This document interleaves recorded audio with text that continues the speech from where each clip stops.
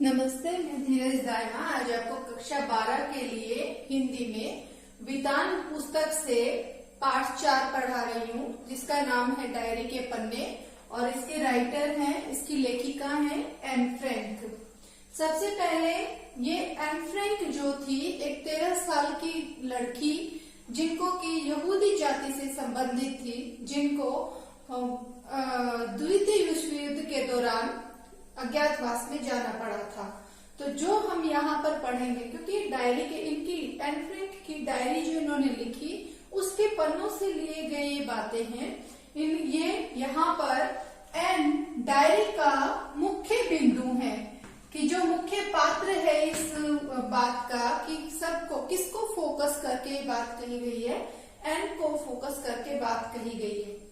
N के बारे में क्या बात है? सबसे पहले वो भावुक प्रवृत्ति की थी। जब उसे ये पता चला कि पिता को, मेरे पापा को यातना शिविर से बुलावा आया है, तो उसे बड़ा दुख हुआ कि मेरे पापा ऐसा क्यों करेंगे, क्यों जाएंगे। और जब उन्हें मार्गोट के अपने बड़ी बहन के बारे में पता चला तो वो और अधिक दुखी हुई। तो वो भावुक प्रवृत्ति की लड़की थी, अभिनेत्री थी। उसको फिल्मी जो गपशप होती है, फिल्मी जितनी भी जो आने वाली फिल्म है उसके अभिनेता अभिनेत्रियों के बारे में उनकी समीक्षाएं वगैरह वो कर सकती थी, उसका उसमें ज्ञान था। वो नई नई हेयर स्टाइल्स बनाती थी, वो अभिनेत्री थी। परिश्रमी, जब सभी घर के लोग थक गए थे, वो और उसके पिताजी दोनों साथ मिलकर पूरी एनेक्सी को साफ करते हैं, अपनी गुप्त जगह को उनको काम करते हैं, उस सही चीजों को सही तरीके से लगाते हैं। उसको इतना भी ध्यान नहीं रहता कि आज मैंने खाना कितना खाया है, नहीं खाया है, गरम खाया नहीं खाया। सब चीजें छोड़ छाड़ के वो परिश्रम करती है, मेहनत करती है। प्रकृति प्रेमी, वो इतने समय से 1.5 साल करीब हो गया था उसको उस जगह पर रहते हुए, गुप्त एनेक्सी में, जहाँ की शाम के 4 बजे के बाद वो लाइट जला नहीं सकते थे, कहीं उनका पता न चल जाए, लोगों को, पुलिस को उनके बारे में ना पता चल जाए। तो वो प्रकृति के नजारे नहीं देख पाती थी जो रात्रि के समय होते हैं, चांद, खुला आसमान, वो सब। वो कितना तड़पती थी उस चीज को देखने के लिए कि जब एक बार उसको चांद देखना था तो वो चूहों की भी चिंता नहीं करती है, कुछ भी नहीं सोचती है और नीचे आ जाती है उनको प्रकृति के नजारों को देखने के लिए। नारी के अधिकारों के प्रति सचेत, उसने बताया है कि किस प्रकार से उस समय की नारी, उसने ये भी बताया है अपने डायरी में कि आज वो खुश है कि आज की नारी अपने अधिकारों के प्रति जागरूक हो रही है। वो पुरुष के कंधे से कंधा मिलाकर चलने लगी है और वो बताती है कि जिस प्रकार से एक सैनिक को पीड़ा, जख्म सहन करने पड़ते हैं, उसी प्रकार से एक स्त्री अपने जीवन भर कितने सारे उतने जख्मों के जितना दर्द महसूस करती है। तो वो नारी के अधिकारों के प्रति सचेत है।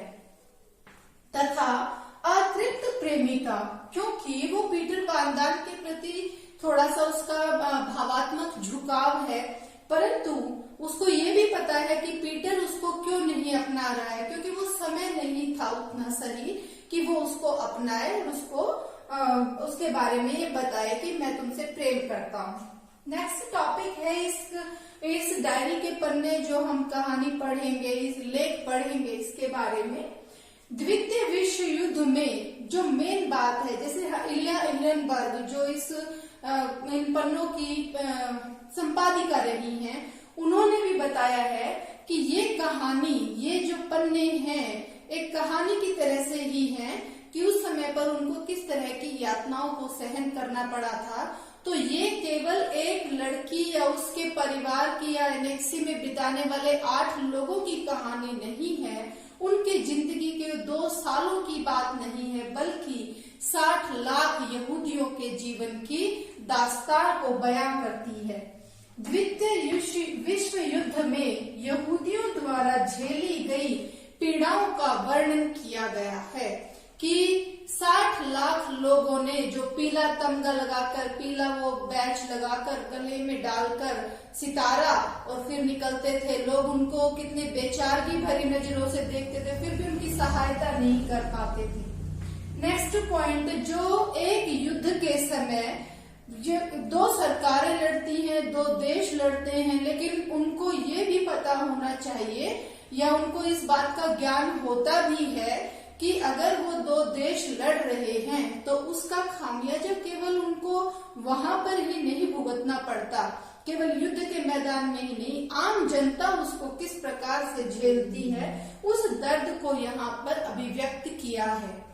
खाद्य सामग्रियों का अभाव, जो बमबारी हुई उसकी वजह से बीमारियां, लोग किस तरह से कांपे रहते थे, कितने डरे सहमे रहते थे लोग, चोरी की घटनाएं, छोटे छोटे 9-10 वर्ष के बच्चे भी अपना पेट भरने के लिए चोरी करने लगे थे, यातना शिविरों का भयावह दृश्य कि किसी एक जाति के ऊपर है तो वो भी मानवीयता का कोई भाव नहीं था उस समय पर, या नहीं होता है जब एक जाति दूसरी जाति पर अत्याचार करती है तो उस अमानवीय भावना को यहाँ पर दर्शाया गया है।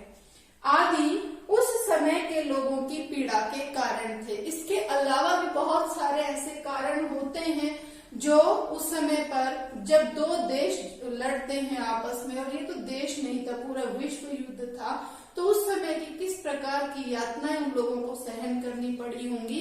एक 13 साल की लड़की जो अपने उम्र के एक महत्वपूर्ण दौर से गुजर रही थी, उस दौर पर उसे किस प्रकार का जीवन व्यतीत करना पड़ता है, उस दर्द की कहानी है एन डायरी के पन्ने, एन फ्रैंक के डायरी। आज के लिए इतना ही, मिलते हैं अगले वीडियो में। धन्यवाद।